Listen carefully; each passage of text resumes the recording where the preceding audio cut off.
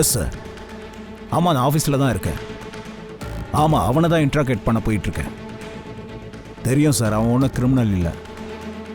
கிரிமினல்னு எவனோ நெத்தியில் ஒட்டிக்கிட்டு பொறுக்கிறது இல்லைல்ல. நிலைமை, சூழ்நிலை, பேராசை அதான் ஒரு கிரிமினலை உருவாக்குது. பார்க்கலாம் இவனை யார் கிரிமினலாக மாற்றினது.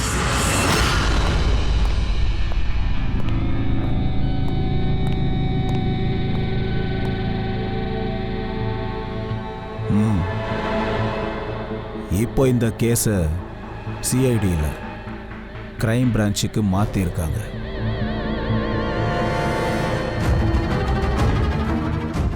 ஏதாவது விளக்கம் சொல்லணும்னு நினைக்கிறியா?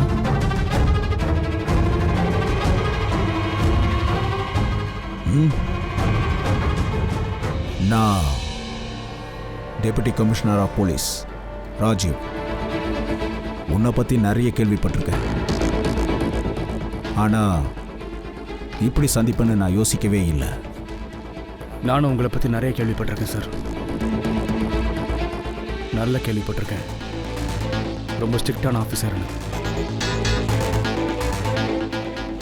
அப்போ உனக்கே இது தெரிஞ்சிருக்கோம்ல. ஒரு சின்ன தப்பு நடந்தாலும் உன்னை நான் விட போகிறதில்ல. சட்டம் எல்லாருக்கும் சரிசமமான விஷயம் சார். அப்படி நான் குற்றம் பண்ணியிருக்கேன்னா தண்டனை அனுபவிக்கவும் தயாராக இருக்கேன் சார். குற்றவாளினா தண்டனை அனுபவிச்சு தான் ஆகணும். விக்ராந்தை எதுக்காக கொண்ட?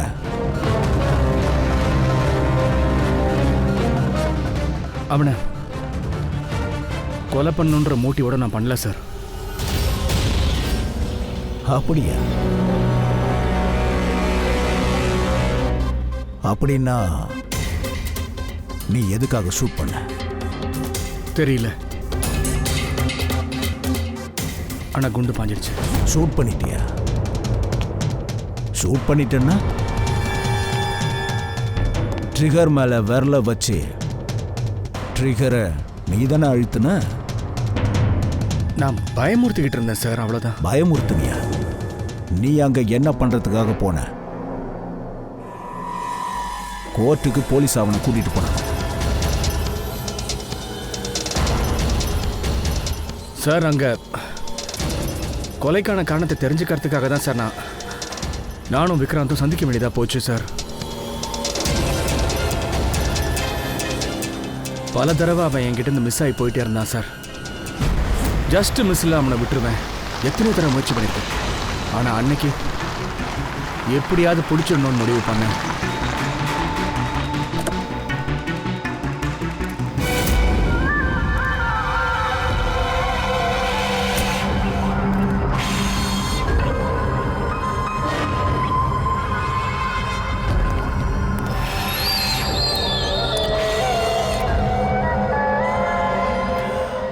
சரக்கு கொண்டு வந்திருக்கியா? ஆமாங்க, நீங்க எவ்வளவு சொன்னீங்களோ அவ்வளவுமே இதுல இருக்கு.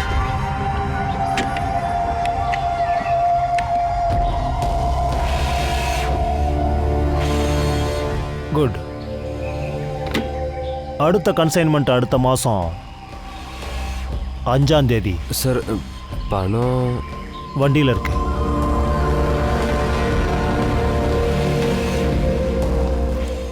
என்ன விஷயம்? ஏன் உனக்கு இப்படி வேர்த்து கொட்டுது? வேர்க்குதா? இல்ல இல்லையே. எந்த ஸ்கூல்ல நீ இப்போ அட்மிஷன் வாங்கியிருக்கியோ அந்த ஸ்கூலுடைய ஹெட் மாஸ்டர்டா நான். எதடா மூடி மறைக்கிற? இல்ல இல்ல இல்ல ஒன்றும் இல்லை. ஓ, அப்போ அதான் விஷயமா? எவன்டா அனுப்புனது? சிஐடியவே நீ வர வச்சிட்டியா? நில்லு. விக்ராந்தை ஏமாத்துனதுக்கு நீ ரொம்ப வருத்தப்படுவ.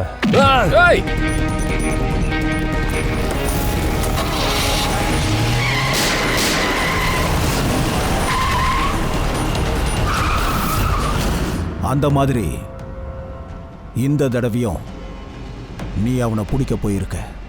ஆமா, ஆனா எப்பவும் போல இந்த முறை கூட விக்ராந்துக்கு ஜெயிலுக்குள்ள போறதுக்கு விதி இல்லைன்னு நினைக்கிறேன். கேவலமான குற்றவாளி விக்ராந்த் கவர்மெண்ட்டுக்கு அப்ரூவரா மாறுறதுக்கு முடிவே பண்ணிட்டாரு. விக்ராந்துக்கு எதிராக கோர்ட்ல எல்லா எவிடன்ஸையும் கொடுப்பாரு. அதுக்கு பதிலா கோர்ட் அவருடைய தண்டனையை பல வருஷங்களுக்கு குறைச்சிரும். பாத்தியா, இந்த குற்றவாளிகளை பிடிக்கிறதுக்கு ராத்திரி பகல நம்ம சுத்திக்கிட்டு இருக்கோம், ரத்தம் சிந்தி உழைச்சிக்கிட்டு இருக்கோம். ஆனா ஏதோ ஒரு காரணத்தை சொல்லி இவனுங்களை அப்படியே விட்டுறாங்க. பத்தியா, அது கோர்ட்டை தப்பு சொல்லாத மச்சான். எப்படி பார்த்தாலும் மகரந்துக்கு எதிராக அவங்ககிட்ட எந்த ஒரு எவிடன்ஸும் கிடையாது. நம்மளோட வேலை குற்றவாளி பிடிக்கிறது மட்டும்தான். தண்டனை கொடுக்கறது நம்ம வேலை இல்லை மச்சான். என்னடா பேசுற? அப்ப இவங்களை விட்டுறது சரின்னு சொல்றியா? அது அது சரியில்லை தான். ஆனா இந்த விஷயத்துல நம்ம என்ன பண்ண முடியும்?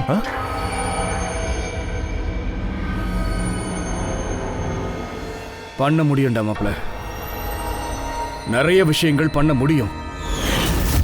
நான் எவ்வளோ பெரிய குற்றவாளிகளெல்லாம் பார்த்துருக்கேன் சார்.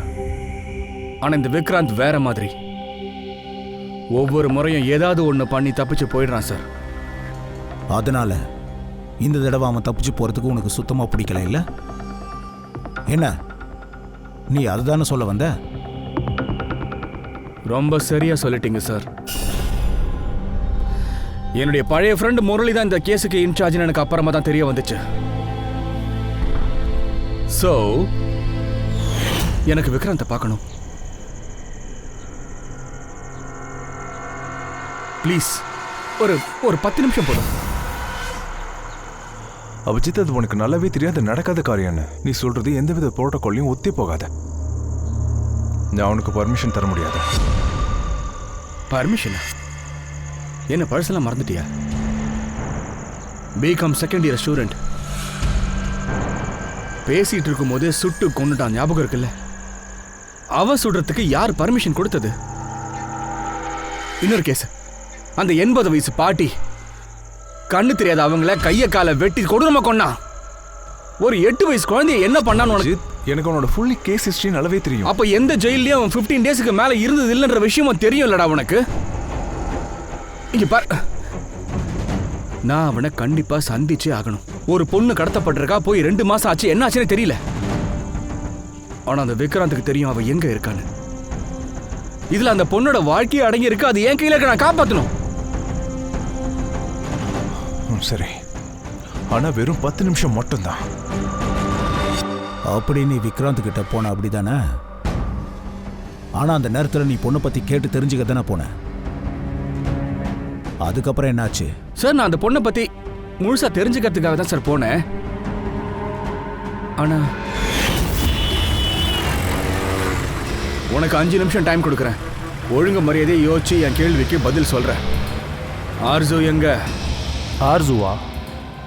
எந்த ஆர்சு? யாருடைய ஆர்சு? எனக்கு எந்த ஆர்சுவையும் தெரியாது. டேய், நீ கிட்னாப் பண்ணி வச்சிருக்கியா? அந்த பொண்ணு தான் கேட்குறேன். ஓ சாரி, மறந்தே போயிட்டேன்.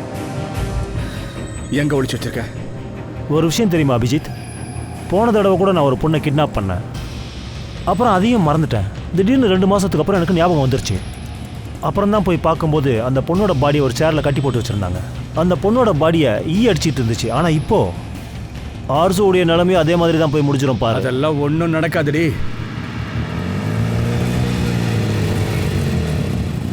எங்கடா அந்த பொண்ணு? ஆமாம், ஞாபகம் வந்துருச்சு. என் பாக்கெட்டில் இருக்கா, வந்து எடுத்துகிட்டு போ பார்க்கலாம்.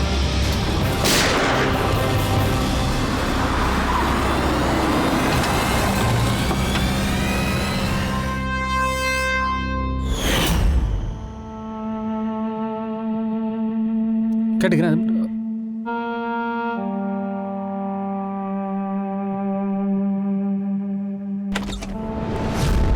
Oh my God! Oh God!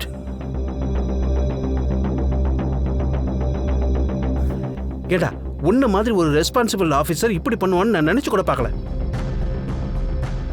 இவன் உன்னோட கஸ்டடியில் தானே இருந்தான், அப்புறம் எப்படி இந்த மாதிரி? ஹவ்? தப்பு பண்ணது முரளி இல்ல சார், இதெல்லாம் என்னால தான் ஆச்சு.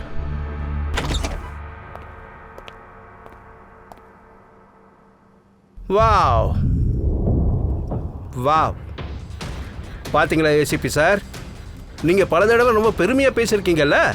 ஆனா உங்க வரலாற்றில் முதல் முறையா ஒரு சிஐடி ஆபீசருடைய கையால ஒரு கொலை நடந்திருக்கு, அதுவும் கவர்மெண்ட் அப்ரூவலோட. உங்களுக்கு என்ன கேட்கணும்னு தோணுதோ என்கிட்ட கேளுங்க. குற்றம் பண்ணியிருக்கிறதுனா உங்ககிட்ட இல்ல, உங்க ஏசிபி சார் கிட்ட தான் நான் பேசிக்கிட்டு இருக்கேன். இன்னைக்கு நடந்த விஷயத்தால சிஇடியோட மூக்கு உடைஞ்சிருக்கு. கடைசியா அதோட பொறுப்பு உங்க தலைமையில தான் வந்திருக்கு ஏசிபி சார். அதனால நான் உங்ககிட்ட மட்டும்தான் பேசுவேன்.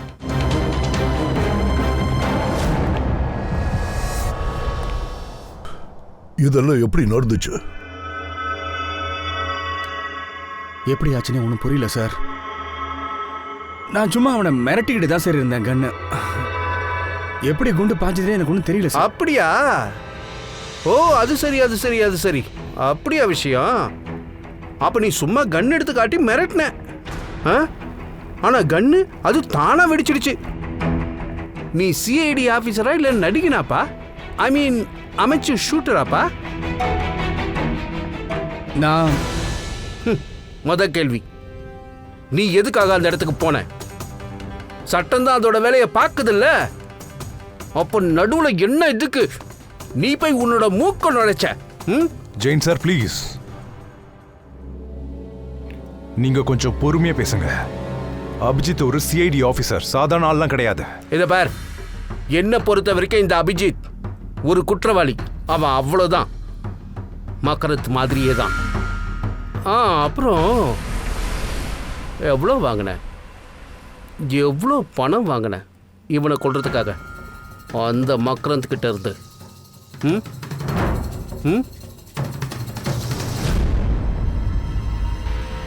நீ ஒரு வக்கீலா இல்லாம இருந்து நானும் ஒரு சிஐடி ஆபீசரா இல்லாம இருந்திருந்தா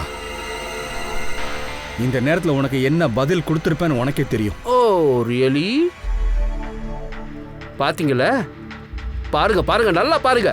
ஏசிபி பிரஜுமன் பாருங்க, எவ்வளவு திமிரு தெனாவட்டா பேசுறான் பாருங்க. கொலை செஞ்சுட்டு வந்து நிக்கிறான். இவன் என்ன பார்த்து, ஒரு லாயரை பார்த்து, அதுவும் சீனியர் லாயரை பார்த்து மிரட்டிக்கிட்டு இருக்கான். ஒரு செம்மத்தியான சார்ஜ் ஷீட் போட்டு உன்னை நிரந்தரமா உள்ள வைக்கிறனா இல்லையான்னு பாரு. எத்தனை ஜென்மம் எடுத்தாலும் நீ அந்த தண்டனையை மறக்கவே முடியாதுடா. நரகலாம் என்னன்னு காட்டுறவனுக்கு. சரி சார், நான் தான் அவனை சுட்டேன்னு வச்சுக்கோங்க. விக்ராந்த் செத்து போயிட்டான். ஆனா வாண்டடா அவனை கொலை பண்ணணும்னு எனக்கு ஒன்றும் ஆசை கிடையாது. கொன்னதுன்னு தான் சொல்லுவாங்க. நீ எப்படி பண்ணாலும் சரி, தப்போ சரியோ அது இங்க முக்கியம் இல்ல. கோர்ட்ல இதெல்லாம் நிரூபிக்க முடியாது. அந்த ப்ராசிக்யூட்டர் ஜெயந்த், மீடியா ஆளுங்க பேப்பர் மாதிரி உன்னை கிழின்னு கிழிப்பாங்க, பார்த்துக்கிட்டு இரு. கான்சிக்வன்சஸ் ஃபேஸ் பண்றதுக்கு நான் தயாரா இருக்கேன் சார். இந்த ஜெயந்த் மீடியா அவனுங்கெல்லாம் என்ன வேணா பழி போட்டுக்கிட்டோம் சார். ஆனா நான் மக்கராந்தோட ஆளுன்னு சொல்றாங்கல்ல, அதை என்னால் ஏத்துக்கவே முடியாது. அபிஜித், அப்படின்னா உன்னை எவனாலையும் காப்பாற்ற முடியாது.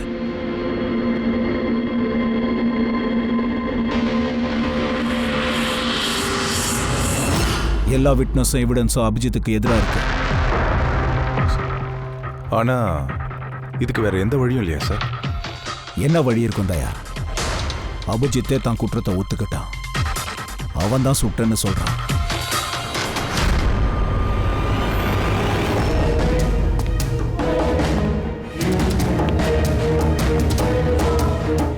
விக்ராந்தோட மரணம் அபிஜித்தோட புல்லட்டால ஏற்படல. அப்படின்னா விக்ராந்துக்கு லங்ஸுக்கு கீழே தான் குண்டடிப்பட்டு இருக்கு. அப்படி லங்ஸுக்கு கீழே புல்லட் பாஞ்சா ஒரு மனுஷன் சாகிறதுக்கு 20 இருந்து 30 நிமிஷம் வரைக்கும் ஆகும். ஆனா விக்ராந்தோட மரணம் உடனே நடந்துடுச்சு. எக்ஸாக்ட்லி. அதனால தான் நான் சொல்றேன், விக்ராந்தோட மரணம் அபிஜித்தோட புல்லட்டால ஏற்படல. அதுக்கு வேற காரணம் இருக்கு. வேற என்ன காரணமா இருக்க முடியும்? அந்த வேன்ல டிரைவர் அபிஜித், விக்ராந்தை தவிர வேற யாருமே இல்லை. ஒரே ஒரு புல்லட் ஷூட் ஆயிருக்கு, அதுவும் அபிஜித்தோட கன்ல இருந்து. அப்போ அந்த டைம்ல வேனுக்குள்ள யாரும் இல்லை. ஆனா வேனுக்கு வெளியே யாராவது இருந்திருக்கலாம்ல.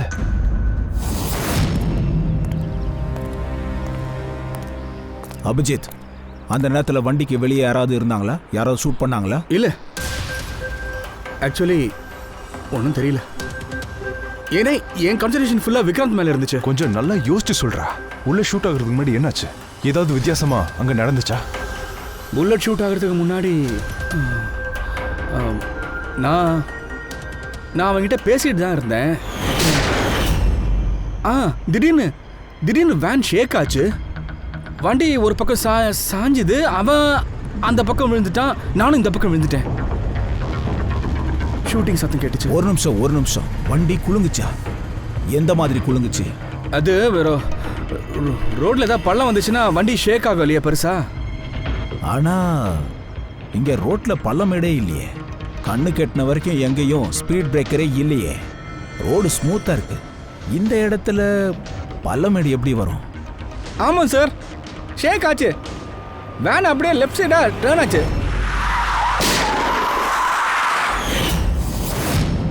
ஸ்டேரிங் தானா வலது பக்கம் திரும்பிச்சா? ஆமாம் சார். அது எப்படி நடக்கும் சார்? வேனை எப்படி கண்ட்ரோல் பண்றதுன்னு தெரியல சார். அதுக்கப்புறம் ஷூட்டிங் சத்தம் கேட்டுச்சு, வேன் திரும்பிடுச்சு. ஒன்றும் புரியல.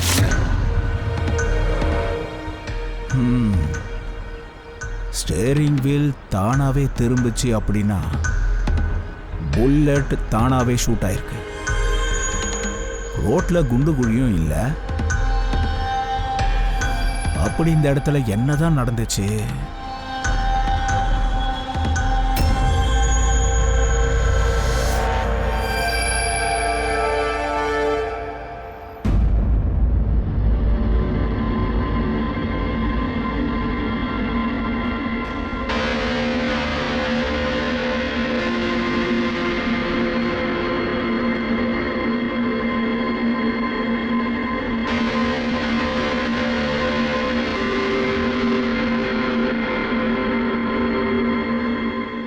கொஞ்சம் பாஸ் பண்ணு.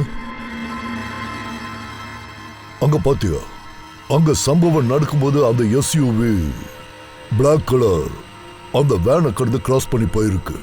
அதாவது சார், விக்ராந்தோட கொலைகாரன் அந்த வண்டிக்குள்ள இருந்திருப்பானா? அப்படி கூட இருக்கலாம் சார். அந்த வண்டி எங்கேயும் நிக்கலையே சார். அது ஸ்ட்ரைட்டா போயிட்டே இருந்துச்சுல்ல. அப்புறம் இன்னொரு புல்லட் ஷூட் சத்தம் கேட்கவே இல்லையே சார். அப்புறம் இதுல இன்னொரு விஷயத்தை நோட்டீஸ் பண்ணீங்களா? 11 மணி 17 நிமிஷத்துக்கு அந்த எஸ்யூவி பிளாக் கலர் வேனை கடந்து போயிருக்கு. எக்ஸாக்ட்லி 11 மணி 17 நிமிஷத்துல தான் விக்ராந்தோட வாட்சும் நின்னு போயிருக்கு. ஆமா சார், அபிஜித்தோட வாட்ச் கூட 11:17 நின்னு போச்சு. அப்படி 2 வாட்சும் ஒரே நேரத்தில் நின்று போறது, அப்புறம் அந்த காரு கரெக்டா 11 மணி 17 நிமிஷத்துல அந்த இடத்த கடந்து போனது, இதெல்லாம் கோஇன்சிடென்ட்டா நடக்க வாய்ப்பு? கண்டிப்பா சார், நீங்க ரொம்ப சரியா சொன்னீங்க. அது கோஇன்சிடென்ட்ஸா இருக்க வாய்ப்பே இல்ல. அந்த கருப்பு கலர் எஸ்யூவில கண்டிப்பா ஏதோ ஒரு விஷயம் மறைஞ்சிருக்கு. அதுதான் அபிஜித்தை இன்னசென்ட்னு நிரூபிக்க போகுது. சார், இதுல பார்க்கும்போது அந்த வண்டியோட நம்பர் தெளிவா தெரியல. இந்த இடத்துல இருந்து 5 கிலோமீட்டர் தூரத்துல ஒரு டோல்கேட் இருக்கு. அங்க இருக்க சிசிடிவி ஃபுட்டேஜ்ல இந்த காரோட டீட்டெயில் கிடைக்கலாம்.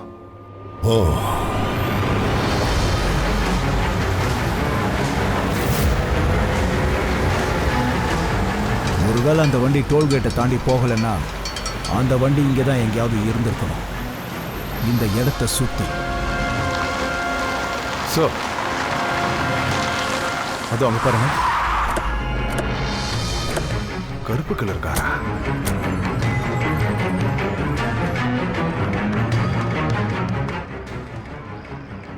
ஃப்ரெடி, முன்னாடி போய் செக் பண்ணு.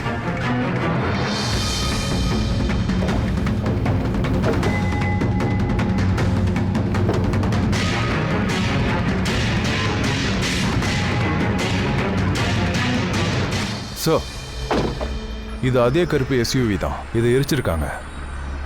அப்படின்னா வண்டிக்குள்ள ஏதோ ஒன்று இருந்திருக்கு. அதை கொலைகாரன் அழிக்கணும்னு நினைச்சிருக்கான். சார், வண்டியில நம்பர் பிளேட்டும் இல்ல, சேசஸ் நம்பரும் இல்ல சார். எல்லாத்தையுமே பிளான் பண்ணி அழிச்சிட்டு இருக்கானுங்க.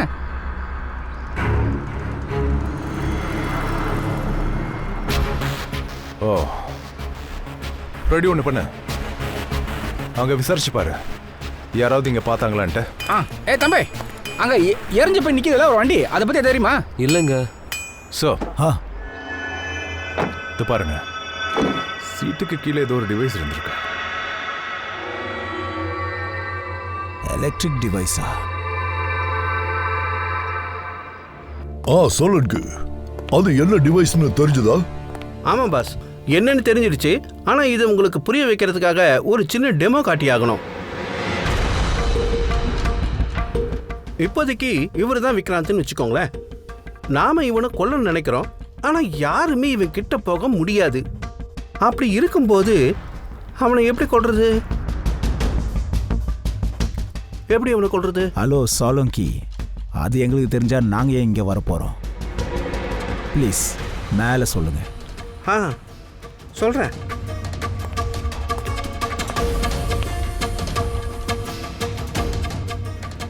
அது வந்து நீங்க கொஞ்சம் பின்னாடி போய் நிக்கிறீங்களா ப்ளீஸ்? இன்னும் தள்ளி போய்.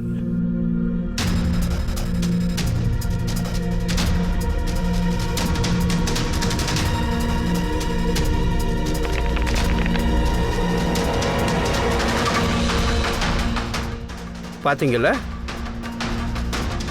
நாம யாரும் அவன் கிட்ட போகாமலே அவனை இந்த மாதிரி கொல்ல முடியும். சிம்பிள். அதை நீங்க எப்படி சார் பண்ணீங்க? பூர்வி, எப்ப எங்களுக்கு இந்த டிவைஸை பத்தி தெரிய வந்துச்சோ நாங்க அப்பவே விக்ராந்தோட பழைய மெடிக்கல் ரிப்போர்ட்டை வாங்கிட்டோம். பிரெயினுக்கானது. இந்த ஸ்கேன் 2 மாசத்துக்கு முன்னாடி எடுத்தது. அப்புறம் இந்த ஸ்கேன், இது நாங்க நேத்து நைட் எடுத்தது, அவன் இறந்ததுக்கு அப்புறம்.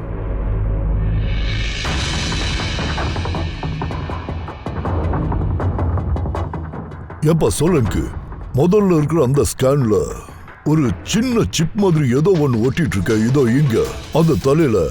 அந்த விஷயம் 2 மாசத்துக்கு அப்புறம் எடுத்த ஸ்கேன்ல அது வேற ஒரு இடத்துக்கு ஷிஃப்ட் ஆயிருக்கு. அதாவது மேல இருந்து கீழே வந்திருக்கு. அந்த சின்னதா தெரியுதுல்ல, அது ஒரு ஷார்ப் நெயில் பாஸ். அப்படின்னா புல்லட்டோட ஒரு சின்ன பகுதியா? அப்புறம் அந்த ஷார்ப் நெயில் அங்க இருந்து இந்த பக்கம் ஷிஃப்ட் ஆயிருச்சு. அதனாலதான் விக்ராந்த்க்கு சப்டியூட்டல் எமட்டோமா, அதாவது பிரெயின் ப்ளீடிங் வந்து இறந்துட்டாரு.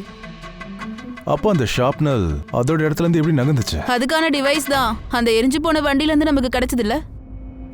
அப்போ புல்லட்டோட ஒரு பகுதியை மூவ் பண்ற ஒரு டிவைஸ் அது? அது புல்லட் இல்ல தயா, அதுக்கு பின்னாடி இன்னும் ஏகப்பட்ட விஷயங்கள் இருக்கு. அதாவது அவனோட கையில இருந்ததுல கை விலங்கு, போலீஸ் வேனோட ஸ்டேரிங் வீல், 2 பேரோட கையில இருந்த வாட்சினுடைய நீடில்ஸ், இன்னும் சொல்ல போனா அபிஜித்தோட கன்னும் கூட. அதாவது இரும்பு பொருட்கள். அங்க எவ்வளவு இரும்பு பொருட்கள் இருந்துச்சோ அது எல்லாமே அசைஞ்சிருக்கு. அதுக்கு காரணம் அந்த டிவைஸா? Exactly pass. இரும்புக்கு ரொம்ப பிடிச்ச காதலன் யாருன்னு கேட்டா மேக்னெட் தான், காந்தம். பாஸ், இது ஒரு மேக்னெட். இதை வச்சுதான் அவனை நான் அடிச்சு தூக்குனேன். அப்படின்னா அந்த எரிஞ்ச வேன்ல கூட ரொம்ப பவர்ஃபுல்லான ஒரு மேக்னெட் இருந்துச்சு. அதனால தான் டோட்டலா வேன் வந்து வலது பக்கமா திரும்பி இருக்கா. அபிஜித் கையில இருந்த கன் தானே ஷூட் ஆயிருக்கு. அதே மாதிரி விக்ராந்தோட தலையில மாட்டிருந்த அந்த பொருளும் ஷிஃப்ட் ஆயிருக்கு. சார், இந்த அளவுக்கு பிளான் பண்ணி கொண்டு இருக்கானா அவனுக்கு கண்டிப்பா ஷார்ப்னெயில பத்தி கண்டிப்பா தெரிஞ்சிருக்கணும் சார். கண்டிப்பா அவனுக்கு தெரிஞ்சவனா தான் இருக்கணும். மக்ராந்த். மக்ராந்த். அப்படின்னா அபிஜித் சார் இன்னசென்ட்டா? No, not at all. அவசரப்பட்டு யாரும் அந்த முடிவுக்கு வந்துடாதீங்க. எது வரைக்கும் மகரந்துக்கு எதிராக சாலிட் எவிடன்ஸ் கிடைக்கலையோ அது வரைக்கும் சட்டத்தோட பார்வையில் அபிஜித் ஒரு குற்றவாளி. மக்ராந்துக்கு எதிராக எவிடன்ஸ் அவன் கொடுப்பான்ல. ஏன்னா விக்ராந்தோட ரகசியம் அவனுக்கும் தெரிஞ்சிருக்கும்ல. இல்லைன்னா மக்ராந்துக்கு எப்படி தெரிய வரும் விக்ராந்த் எந்த வழியா கோர்ட்டுக்கு போனான்னு? விக்ராந்தோட ரகசிய உளவாளி அப்படின்னு பார்த்தோன்னா அது வந்து முரளி அவனோட கூட்டாளிங்களாம் தான் இருக்கணும். நீங்கள் எப்படி சார் இந்த மாதிரிலாம் யோசிக்கிறீங்க? நாங்கள் துரோகம் பண்ணியிருப்போம்னா நீங்கள் எந்த அளவுக்கு நேர்மையாக இருக்கீங்களோ அந்த அளவுக்கு நாங்களும் நேர்மையாக தான் இருக்கோம். விக்ராந்த எந்த இடத்துல எந்த சேஃப் ஹவுஸ்ல வச்சிருந்தாங்கன்னு உங்களுக்கு மட்டும்தானே தெரியும். அது வேற யாருக்கும் தெரியாது. அது உண்மைதானே? ஆமாம் சார், யாருக்கும் தெரியாது. எங்கள் வீட்டு ஆளுங்களுக்கும் தெரியாது சார். அப்படி இருக்கும்போது வெளியாளுங்களுக்கு எப்படி தெரிய வரும்? ஒருவேளை பணத்துக்கு ஆசைப்பட்டு யாராவது அவனுக்கு இன்ஃபர்மேஷன் கொடுத்துருக்கலாம்ல சார்? இல்லை சார், நாங்களும் போலீஸ்காரங்க தான். உயிரை பணையை வச்சு நாங்களும் தான் ரிஸ்க் எடுக்கிறோம். ஆனால் நீங்கள் இன்ஃபர்மேஷன் ஏதோ ஒரு இடத்துல இருந்து லீக் ஆயிருக்கு. ஆமாம் சார், நானும் அதான் யோசிக்கிறேன். இந்த இடத்துல 24 மணி நேரமும் சிசிடிவி கேமரா ஒர்க் ஆகுது. ஸோ யாரும் வெளியாளுங்க உள்ளே வர முடியாது. என்ன சொன்னீங்க? வெளியாளுங்க யாரும் நினைச்சா கூட உள்ள வர முடியாதுன்னா? ஆமாம் சார். பிரமாதம். அப்ப வெளியாளுங்க யாருமே உள்ள வரலையா? சொல்லுங்க. I am sorry sir. அது ஆக்சுவலி ஜெயின் சார் இங்க வருவாரு. அப்பப்ப ஜெயன்ஜி மட்டும் வந்துட்டு போனாரா? Yes sir. அவர் அங்க எதுக்காக அடிக்கடி வந்துட்டு போனாரு? அந்த ஜெயின்ஜி மகாராணி இந்த நிலைமையிலையும் ஜெயில தூக்கி போடணும்னு பார்த்துருக்காரு. போலாம் சார். ஒருவேளை அந்த ஜெயந்த் டபுள் கேம் ஆடுறானா? இன்னும் கொஞ்ச நாள் அவர் ரிட்டைர்மெண்ட் ஆக போறாரு. கடைசி கேஸ் தான் இது. ஒருவேளை சன்னியாசம் போறதுக்கு முன்னாடி நிறைய பணம் சம்பாதிக்கலாம்னு நினைச்சிருக்காரு. சார், நிஜமாவே ஜெயந்த் நிறைய பணம் சம்பாதிச்சிருக்காரு. இப்ப 10 நாளைக்கு முன்னாடி பூனேல அவர் 10 கோடிக்கு ஃபார்ம் ஹவுஸ் வாங்கியிருக்காரு. என்ன? ஆமா சார், இது அந்த பார்ட்டியில எடுத்த போட்டோஸ். ஒரு நிமிஷம். மை காட், தயா, இவன் யாருன்னு உனக்கு தெரியுதா? ஆமா சார், இவன் பேர் தான் யோகி, மகரந்தோட க்ளோஸ் ஃப்ரெண்ட். ஜோஹி, மக்ரத்தோட க்ளோஸ் ரைட் ஹேண்ட், ஜெயந்தோட பார்ட்டியில கலந்துகிட்டு இருக்கா.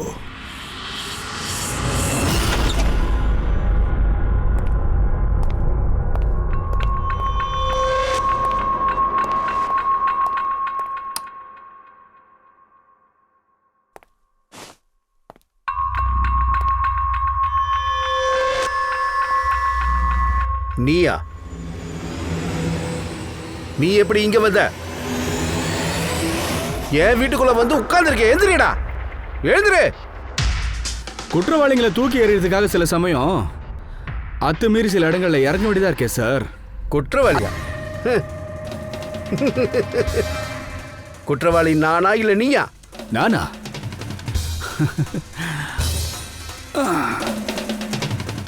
ஆனா இந்த போட்டோ குற்றவாளி யாருன்னு அடையாளம் காட்டிடும்.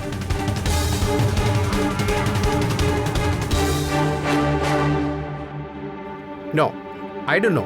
எனக்கு தெரியல. தெரியாதா? பிரமாதம். எல்லாம் தெரிஞ்சிருந்தோம் ஒன்றும் தெரியாத மாதிரி நடிக்கிறீங்களா சார்? மகரந்தோட காசை வச்சு தானே இந்த ஃபார்ம் ஹவுஸையே வாங்கியிருக்கீங்க. ஆனா அவன் ரைட் ஹேண்ட் ஜோகியே யாருன்னு தெரியாதுன்னு சொல்றீங்களா சார்? What nonsense. யாரு ஜூகி, என்ன ஜூகி? இந்த ஜூகி யோகி எல்லாம் எதுவும் எனக்கு தெரியாது. ஒருவேளை உங்களுக்கு தெரியாதுன்னா அந்த ஜோகி உங்க பார்ட்டியில எப்படி சார் வந்தா? இத பாரு, என் பர்த்டேக்கு ஏகப்பட்ட பேரை இன்வைட் பண்ணியிருக்கேன். எல்லாரையும் எனக்கு அடையாளம் தெரியுமா என்ன? அப்புறம் இந்த ஃபார்ம் ஹவுஸ் பத்தி ஏதோ கேட்டியே, அது என் வாழ்நாள் முழுக்க நான் என் ரத்தத்தை வேர்வியா சிந்தி சம்பாதிச்சது. மகரந்தை பத்தி தானே இப்ப பேசிக்கிட்டு இருக்கு. அந்த பார், அந்த பிரீஃபிகஸ்குள்ள அவனுக்கு எதிரான எல்லா சாட்சியங்களும் இருக்கு. விக்ராந்த் சாகரத்துக்கு முன்னாடி அவன் எல்லா எவிடன்ஸையும் என்கிட்ட கொண்டு வந்து கொடுத்துட்டான். மகரந்தை நான் தூக்குல தொங்க விட்டு காட்டுறேன் பாரு. அவனோட சேர்த்து ஒன்னையும் தொங்க விடுறேன்டா. என்ன கரண்ட் போயிடுச்சு? திடீர்னு என்னாச்சு? எப்படி பவர் கட் ஆச்சு?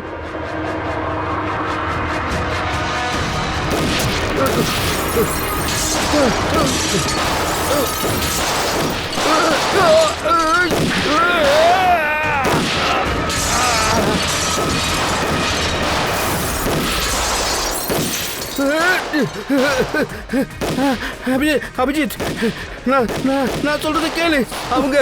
அவங்க மகரத்தோட ஆளுங்க. அவங்கதான். என்ன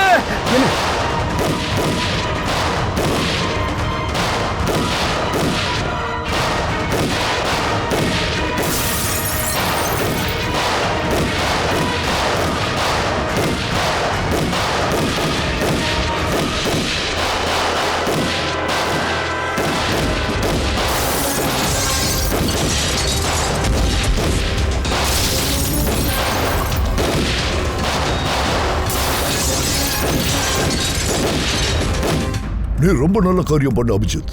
உண்மையிலேயே நல்ல காரியம் பண்ண. மீடியா முழுக்கவும் பின்னாடியே சுத்திட்டு இருக்காங்க. உனக்கு நேரம் சரியில்லை. ஜெயந்த கொண்டது அபிஜித் தான் சொன்னாலும் சொல்லுவாங்க.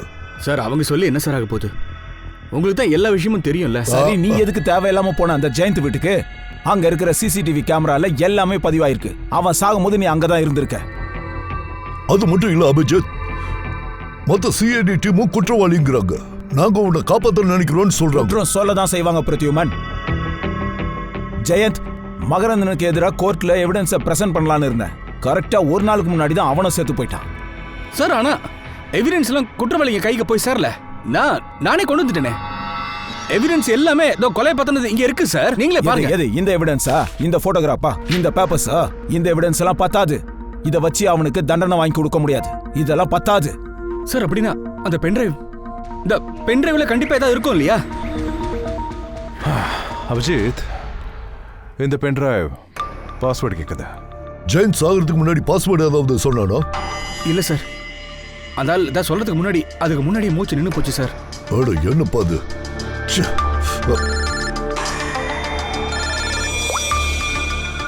ஹலோ, சொல்லு பூர்வி. அப்படியா? ஓகே ஓகே, பார்த்துக்கிறேன். ஸோ ஜோகிய ஜெயந்தியோட பார்ட்டிக்கு யார் கூட்டிட்டு போனான்னு தெரிஞ்சிச்சு சார். யார் கூட்டிட்டு போனாங்க? ஜெயந்த் சாரோட பிஏ சொன்னாலே.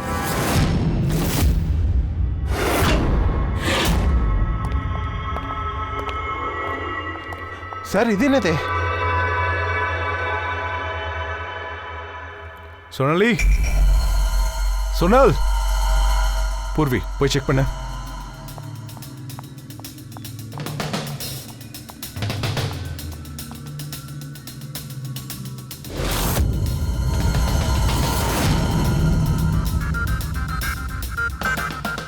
சார், இங்க யாருமே இல்லை சார். சார், அங்க யாருமே இல்ல. அப்போ எங்க போனா?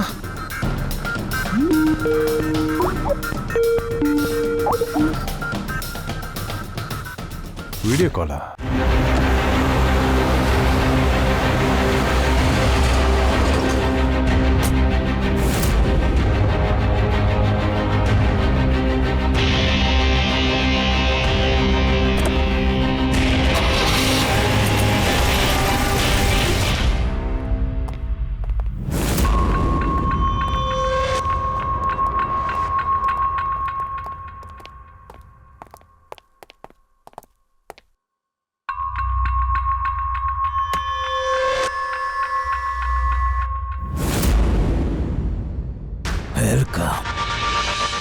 வெல்கம் அபிஜித்.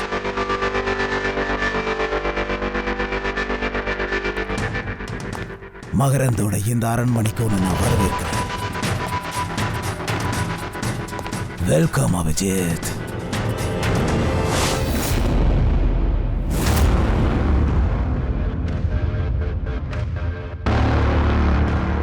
எவிடன்ஸ், ஆதாரம் இங்க இருக்கு பாஸ்.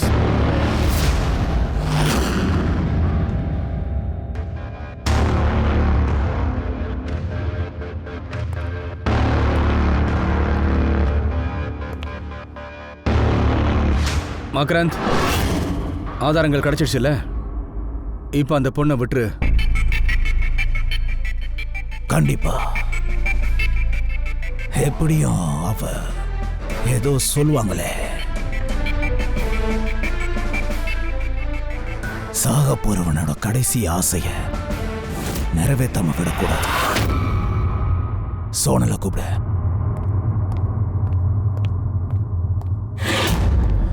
சார், நீங்களா? நீ நல்லா இருக்கலம்மா? ஆமா சார், நான் நல்லா தான் இருக்கேன். நீங்க இருந்து போயிடு. இல்ல சார், ஆனா நீங்க என்ன பத்தி நீ கவலைப்படாத. நீ கிளம்பு, முதல்ல கிளம்பு.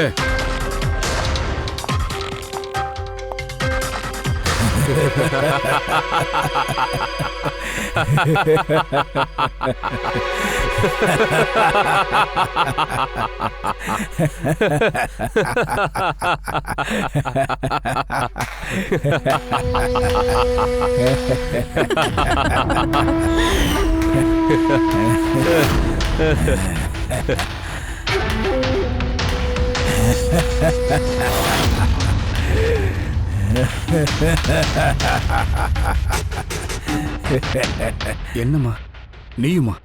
என் மூளை எப்படி வேலை செஞ்சதுன்னு பாத்தீங்கல்ல? உங்க சிஐடி ஆளுங்களை கூட நான் நம்ப வச்சு ஏமாத்திட்டேன். பாத்தீங்களா?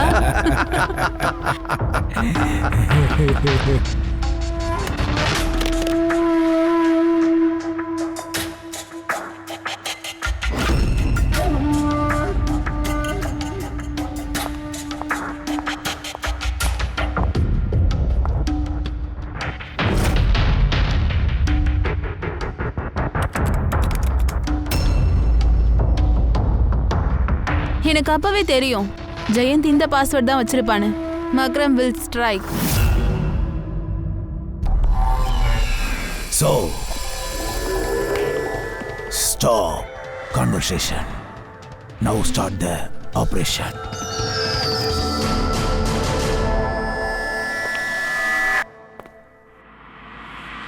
நீ சாக வேண்டிய டைம் வந்துருச்சு. டைம் முடிஞ்சு போச்சா? இல்லையே.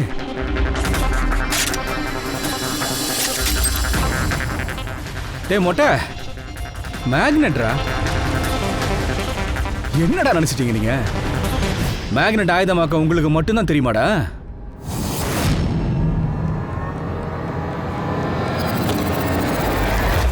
இந்த பிரீஃப் கேஸ்ல ஒரு பெரிய மேக்னெட் இருக்குடி.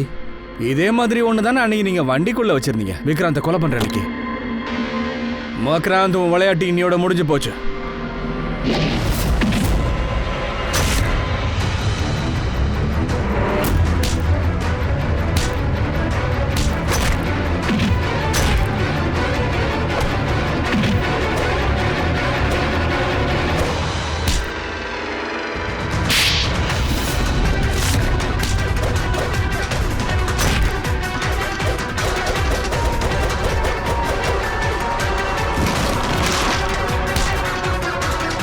பணத்துக்கு ஆசைப்பட்டு உன் பாஸை ஏமாத்திட்டல?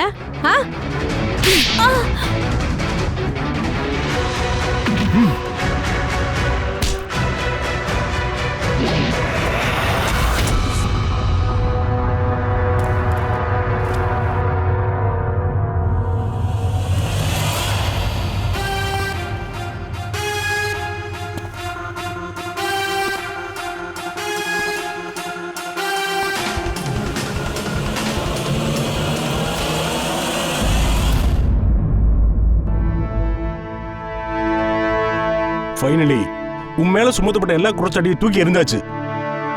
மறுபடியும் ஒரு தடவை அதே பெருமையோட நீ உன்னோட டியூட்டியில ஜாயின் பண்ணிக்கலாம். Thank you sir. சார் நாங்கள் ஆர்சுவை காப்பாத்திட்டோம் சார். மகரந்தோட ஆளுக்கு தெரிஞ்சிருக்க விக்ராந்த் அவளை எங்க கைது பண்ணி வச்சிருக்கான்ட்டு. ஜெயந்தோட கனவு நினைவாயிடுச்சு சார். அவர் தான் மக்ராந்த உள்ள தூக்கி வைக்கணும்னு ஆசைப்பட்டாரு. ஏன் அதான் நீ இருக்கல? All is well against well.